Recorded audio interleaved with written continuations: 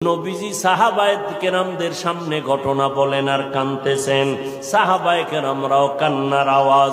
মায়ার নবী বলেন, ও সাহাবায়ে কেরাম, ওই মা তৃতীয় দিন আবার চলে গেল পাহাড়ের কিনারায়, যাইয়া ডাক দিছে, বাবা একবার না দুইবার না তৃতীয়বারের মতো আমি তোমার দরজায় এসে গেলাম, একটু পাহাড় থেকে নাইমা সারা দাও।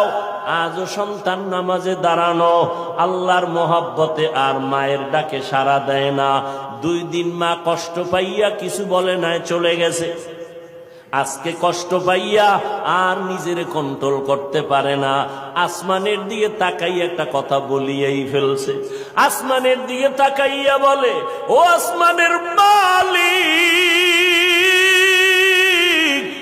এমন সন্তান দিয়ে কি হবে আমার, যেই সন্তান আমার 3 দিনের কষ্ট বুঝলো না রে আল্লাহ।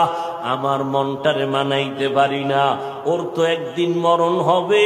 তবে আমার একটা দাবি, ওরে তুমি জেনাকারিনী মহিলার চেহারা না দেখাইয়া মরণ দিবা না। কঠিন এক কথা আসমানে লাগায় দিলেন, আসমানে কবুল হয়ে গেছে। মা বাবার দোয়া, বড়দোয়ার মাঝখানে কোনো পর্দা থাকে না, আর সে আজিমে ডাইরেক্ট চলে যায়। এই যুবক, জিরি মাদ্রাসায় বলে আসছি, আল্লাহর কসম করে বলে গেলাম, কুতুবদিয়ার মুসলমান, কসমের কথা বিশ্বাস না করলে তোমার ঈমান দুর্বল।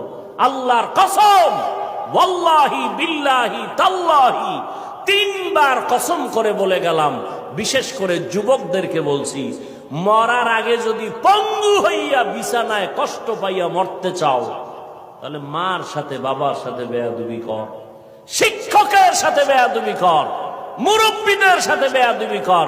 আল্লাহর কসম, মরার আগে তুই পঙ্গু না হইয়া মরবি না, লিখে রাখ।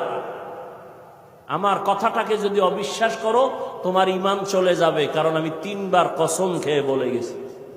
এখন তুমি পণ্ডিতেরা প্রশ্ন করবা, হাফিজ সাহেব তুমি মনের রাগে বললা না, তুমি দলিল নাও।